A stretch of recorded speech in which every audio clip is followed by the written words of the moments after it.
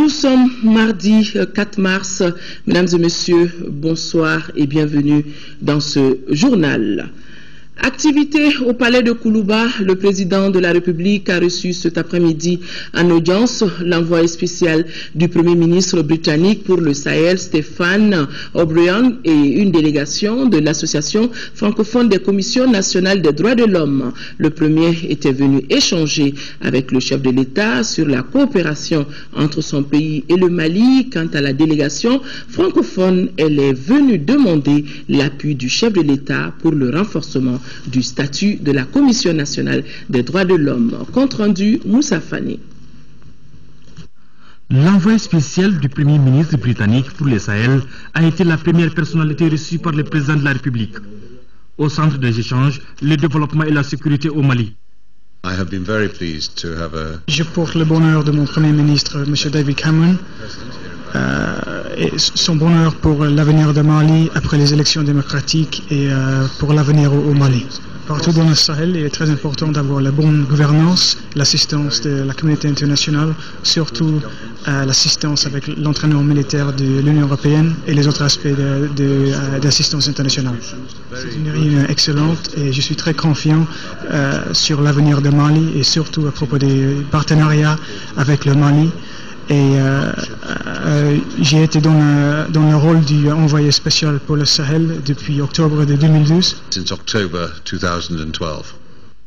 La deuxième audience a concerné la délégation de l'Association francophone des commissions nationales des droits de l'homme. Avec elle, les échanges ont porté sur les efforts déployés par le président de la République en faveur de la protection et la promotion des droits de l'homme.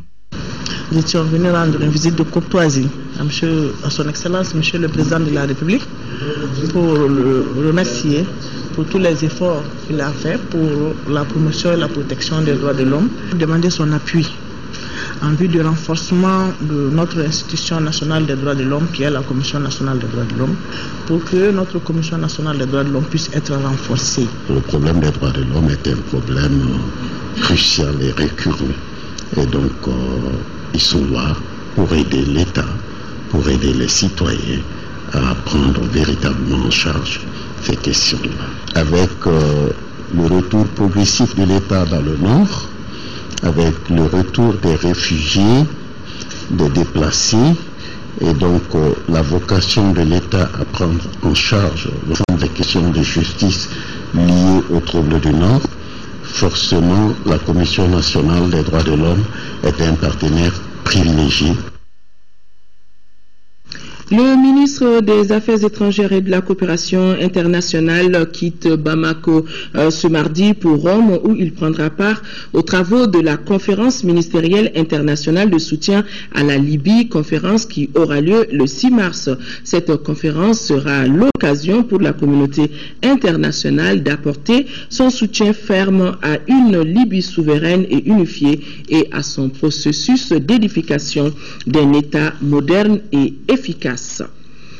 Du 25 au 28 février dernier, le ministre du Logement, Mahamadou Diarra, a participé, lui, à la 5e session de la conférence ministérielle africaine sur le logement et le développement urbain à N'Djamena. Le thème retenu pour cette édition, étude de cas sur le financement des établissements humains en Afrique, cadre législatif appropriée et innovation dans la mise en œuvre. La conférence a pris d'importantes résolutions pour faciliter l'accès à un logement décent pour les catégories à revenus faibles et intermédiaires.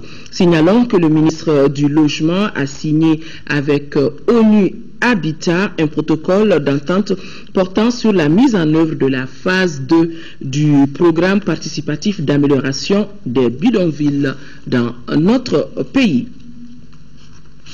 Le processus de refondation de la Commission nationale des droits de l'homme, CNDH, il en a été question ce matin au Haut Conseil des collectivités. Le président de cette institution a reçu en audience la présidente de la CNDH accompagnée des experts de la MINUSMA, de l'OIF, de la CEDEAO et du PNUD. La présidente de la Commission nationale des droits de l'homme a tenu à expliquer au président du Haut Conseil des collectivités les difficultés liées au fonctionnement de son institution. Nous l'écoutons au micro de Khadija Sangaré, au micro de Ramata Konaté. Je suis vraiment très satisfaite de l'audience. Nous avons réussi vraiment un accueil très favorable auprès de cette haute institution qui est représentée au sein de la Commission nationale des droits de l'homme. L'honorable président nous a rassuré vraiment de son soutien pour cette réforme. Ce processus a pour donc objectif de renforcer notre Commission nationale des droits de l'homme pour qu'elle puisse fonctionner efficacement. Parce que actuellement, la Commission nationale des droits de l'homme est confrontée à des défis que l'État doit remonter rapidement. Il y a des problèmes de fonctionnement, de personnel, d'autonomie, d'indépendance et de loi. Donc il y a vraiment une réforme légale qui va être, un projet de loi qui va être soumis à l'Assemblée nationale pour rendre notre Commission nationale des droits de l'homme opérationnelle. Le chef de la mission de l'Union africaine pour le Mali et le Sahel a animé cet après-midi une conférence de presse. Pierre Buyoya précise qu'un pas important a été franchi dans le domaine politique à travers l'organisation des élections au Mali. Et par rapport au processus de paix et de réconciliation, Pierre Buyoya a affirmé que le Mali a fait des progrès, mais la situation sécuritaire au nord reste quelque peu préoccupante. Daouda Sidiki Diarra a suivi ce point de presse. Cette conférence de presse visait à faire le point de la situation sécuritaire au Mali et dans les autres pays du Sahel. Elle visait également à juger le processus de paix et de réconciliation entrepris par les autorités maliennes et se faire une idée de la troisième réunion ministérielle du processus de Nouakchott. Pour le chef de la mission de l'Union africaine pour le Mali et le Sahel, notre pays a gagné le défi de l'organisation des élections présidentielles et législatives. La situation politique au Mali a évolué dans le bon sens, en particulier en ce qui concerne la mise en place des institutions démocratiques. Cependant, dans le domaine politique, il reste des choses importantes à faire et c'est particulièrement le processus de réconciliation. Alors, dans le processus de réconciliation aussi, ces derniers jours, vous l'avez suivi, je suis sûr, il y a eu des progrès. Par rapport à la situation sécuritaire au nord de notre pays, le conférencier dira qu'elle reste imprévisible, constitue une source de préoccupation. Ce qu'on constate, c'est un peu la recrudescence de l'insécurité au nord par un certain nombre d'incidents qui nous sont d'ailleurs rapportés par la presse. Des tirs de roquettes, des mines artisanales, l'enlèvement des gens. Vraiment, c'est une situation qui n'étonne pas beaucoup. C'est toutes ces problématiques qu'une stratégie de l'Union africaine pour le Sahel et un plan d'action ont été élaborés. La mission de l'Union africaine pour le Sahel, selon son chef, pour aider le Mali à atteindre les objectifs qu'il s'est fixés, à savoir la paix, la bonne gouvernance et le développement.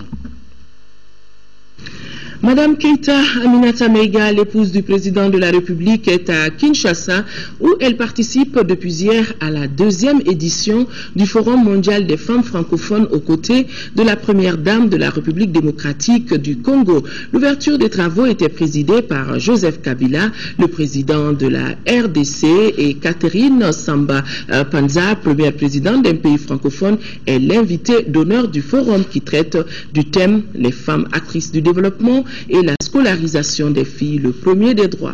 Nous retrouvons le point avec nos envoyés spéciaux Ndei Sissoko et Dembawan. Le 2e Forum mondial des femmes francophones a permis une forte mobilisation en faveur des droits des femmes, des droits qui ne sont jamais définitivement acquis. Selon les spécialistes, les violences faites aux femmes sont de plus en plus nombreuses malgré les avancées. Assises l'une à côté de l'autre, les premières dames du Mali, Keïta Aminata Meiga, et de la République démocratique du Congo, Marie-Olive Lembe Kabila, ont affiché leur détermination à s'engager en faveur des droits des femmes, chacune ayant pour mission de soutenir et de réconforter les femmes qui ont été victimes des atrocités de la guerre dans l'est de la RDC et de l'occupation terroriste dans le nord du Mali. Mais chacune a conscience que cela ne saurait se faire sans une implication parfaite de toutes les femmes au processus de développement. D'où le thème choisi pour cette édition, Femmes actrices du développement et scolarisation des filles, le premier des droits. Demain, la francophonie sera ce que nous aurons fait de la femme et de la fille, ainsi que de jeunes dans l'espace francophone. femmes instruites, actives, productives, inventives, bref, celles qui contribuent substantiellement au développement de sa société. Pour la présidente de la République centrafricaine, Catherine Samba-Panza, première présidente de l'espace francophone, son élection à la tête de son pays est une lueur d'espoir pour toutes les femmes africaines francophones. Oui, une femme de l'espace francophone a été mise aux commandes d'un État. Au-delà de la symbolique, c'est l'espoir de tout un peuple qui est placé dans la femme en tant que mère, source de paix. Mon accession à cette haute fonction est, à n'en pas douter, l'aboutissement de mon engagement constant en faveur de l'égalité entre les hommes et les femmes. Le président de la République démocratique du Congo, Joseph Kabila, a lui aussi magnifié le rôle de la femme dans la société, la vie politique et dans l'économie. La femme, personnage central de nos familles, est la première dispensatrice des éléments de la langue et des valeurs qu'elle véhicule. C'est elle qui, par ses diverses qualités, forge nos consciences et guide nos intelligences pendant toute notre existence. La question du genre a toujours fait l'objet de nos préoccupations. Chacun de nous doit se convaincre de la nécessité de croire en l'émancipation du genre. Notre obligation à tous est de poursuivre assidûment ce travail de sensibilisation et de conscientisation du rôle et de la contribution de la femme au développement. Les ateliers du Forum mondial des femmes francophones de Kinshasa porteront sur les thèmes femmes et éducation, femmes et pouvoir, femmes, paix et démocratie. Juste après la cérémonie d'ouverture, les deux premières dames sont allées en plénière où il a été question de femmes et éducation, femmes et pouvoir et femmes, paix et démocratie. Et dans l'après-midi, ce sont les ateliers qui ont pris le relais. Les premières dames ont participé à l'atelier femmes et éducation. Les temps forts de la plénière et de l'atelier du Forum mondial des femmes francophones avec nos envoyés spéciaux, Ndeye Sissoko et Dembawan. La question de la scolarisation des filles a été au centre des réflexions axées sur les thèmes femmes et éducation, femmes et pouvoir, femmes, paix et démocratie pendant la plénière du deuxième Forum mondial des femmes francophones. L'épouse du président de la République, Keïta Aminata Maïga, et la première dame de la RDC, Marie-Olive Lembe Kabila, ont assisté au témoignage de plusieurs personnes, en majorité des femmes. Et parmi ces témoignages, le parcours hors du commun de l'actrice congolaise Rachel Mwanza. Âgée de 15 ans, elle est passée de la rue de Kinshasa à la notoriété grâce au film intitulé Rebelle, qui raconte le drame des enfants soldats en Afrique. Sa prestation lui a valu de remporter le prix Ours d'argent de la meilleure actrice au Festival international de Berlin. Aujourd'hui, elle témoigne pour amener les bonnes volontés à aider les enfants de la rue. Pendant 2 heures, les femmes du monde francophone se sont donc concertées sur les actions communes à engager pour la protection et la promotion de leurs droits au sein de l'espace francophone. Elles sont unanimes, il ne peut y avoir de reconnaissance des droits des femmes sans le droit à la connaissance. Les travaux techniques du forum se sont déroulés dans l'après-midi. Les premières dames, Keïta Aminata Maïga et Marie-Olive Lembe Kabila, ont choisi de participer à l'atelier Femmes et éducation. Un film sur les actions de la première dame de la RDC en faveur des femmes de son pays a été projeté. Marie-Olive Lembe Kabila n'a pas hésité à parcourir tout le pays pour aller à la rencontre des populations défavorisées. Son leitmotiv, assurer la scolarisation des enfants en général et des jeunes filles en particulier. La projection du film a été l'occasion pour l'épouse du président de la République de remercier sa sœur du Congo pour ses œuvres en faveur de l'éducation, un sujet qui lui tient énormément à cœur. En effet, Keïta Aminata Maïga ne cessera de le répéter, l'éducation est la base de tout. Les femmes proposent donc de changer désormais de stratégie et traiter le problème de l'éducation à la base, à travers la sensibilisation des parents et en veillant à l'application effective des décisions prises pendant les forums. Le couple présidentiel congolais a offert un dîner à Madame Keïta Aminata Meiga hier soir. Nouvelle qui nous a été rapportée par nos envoyés spéciaux à Kinshasa. La première réunion du comité bilatéral stratégique algéro-malien sur le nord du Mali s'est réunie du 2 au 3 mars à Alger. Plusieurs recommandations ont été adoptées. Voyons le communiqué commun de cet atelier avec vous, Nyanya Ali Traoré. Bonsoir Nyanya. Bonsoir Aoui Touré, bonsoir à tous. Le comité bilatéral stratégique algério-malien sur le nord du Mali s'est réuni du 2 au 3 mars 2014 à Alger sous la coprésidence du ministre des Affaires étrangères Ramatan Lamnara du côté algérien et du ministre de la Réconciliation nationale et du développement des régions du Nord, Cheikh Oumar Diarra du côté malien. Le comité tient sa première réunion depuis sa création conformément à une décision prise par son Excellence M. Abdelaziz Bouteflika, président de la République algérienne et démocratique et populaire, et son Excellence M. Ibrahim Boubacar Keïta, président de la République du Mali, lors de la visite d'amitié de travail effectuée par le chef d'État malien en Algérie les 18 et 19 janvier 2014.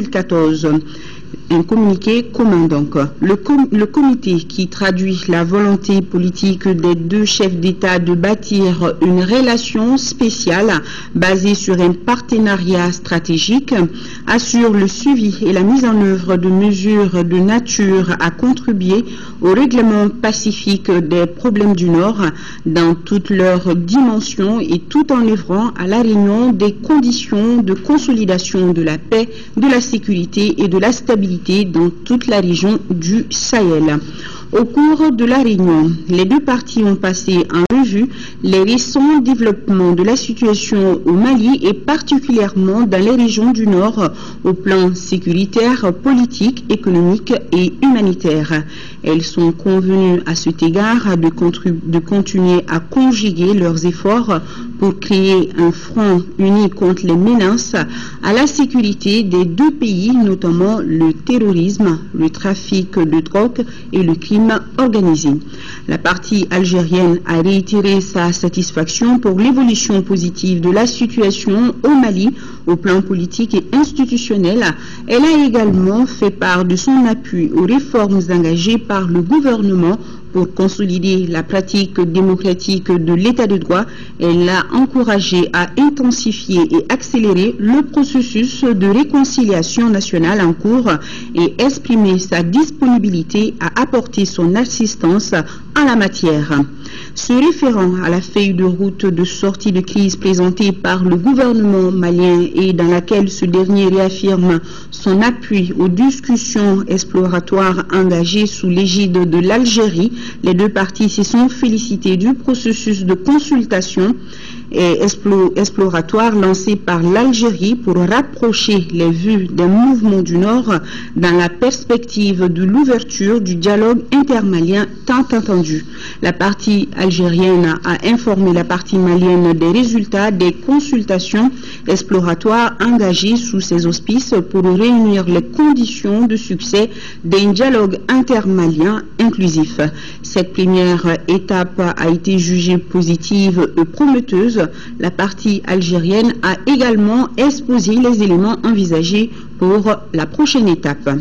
La partie malienne a remercié l'Algérie pour sa sollicitude fraternelle et pour sa contribution multiforme et adaptée aux efforts de règlement de la crise politico-sécuritaire qui a secoué le Mali au cours des 2 dernières années. La partie malienne a demandé à la partie algérienne de poursuivre ses bons offices dans le cadre des consultations exploratoires pour permettre le lancement lancement rapide du dialogue intermalien, un dialogue qui sera de nature à contribuer à la réalisation de la réconciliation nationale entre tous les Maliens et à la restauration définitive de la paix et de la stabilité durable du pays. Les deux parties appellent les partenaires internationaux à apporter soutien et appui à ces efforts de manière à permettre de mener à bien ce processus complexe. Celui-ci doit être inclusif, comme souhaité par les Maliens eux-mêmes et par la communauté internationale, et se dérouler dans la transparence et la bonne foi. Les deux parties sont convenues de maintenir leur concertation sur la situation dans les régions du nord du Mali à l'occasion des réunions des autres mécanismes bilatéraux de concertation prévus prochainement. Les deux parties sont convenues de poursuivre leurs efforts d'intensifier leur concertation et de renforcer la coordination de leurs actions au sein du comité bilatéral stratégique et de mettre à profit ce mécanisme en tant que cadre idoine d'appropriation de la gestion des problèmes dans cette région et pour organiser l'échange d'expériences et d'assistance en matière de réconciliation nationale. La deuxième réunion du comité se tiendra au cours de la première semaine du mois d'avril prochain. Ah oui, Touré. Merci, Nyanya Aliou Traoré. Nous poursuivons avec le cours de ce journal. Le ministre de l'administration territoriale, Moussa Sinko Koulibaly, a présidé au sein de son département une session de projet d'appui au processus électoral du Mali, en présence des partenaires techniques et financiers, la société civile, la DGE, la CENI. Il s'agissait de faire le bilan des élections présidentielles et législatives qui ont été une réussite pour notre pays. Compte rendu Mahamadou Doumbia. Les élections présidentielles et législatives ont été une réussite au Mali. Réunir les partenaires techniques et financiers, la société civile, les représentants de la DGE, la CENI, pour faire le bilan de l'appui inestimable apporté par le projet d'appui au processus électoral du Mali, tel était le but de cette rencontre présidée par le ministre de l'administration territoriale. Les élections ont été organisées de manière très réussie. Je pense que les nombreuses missions d'observation électorale, y compris celles de l'Union européenne, ont salué ce processus. Je pense que le rapport ici évoque effectivement des leçons tirées de ce processus qui, j'espère, pourront effectivement être améliorer encore plus la tenue des élections communales prévues pour le mois d'octobre. Au regard des comptes rendus faits par le directeur général de l'administration territoriale, les représentants de la DGE, la CENI, en dépit du taux élevé du bulletin nul relevé lors du premier tour de l'élection présidentielle, corrigé lors du second tour, des acquis demeurent. Il y a beaucoup d'acquis.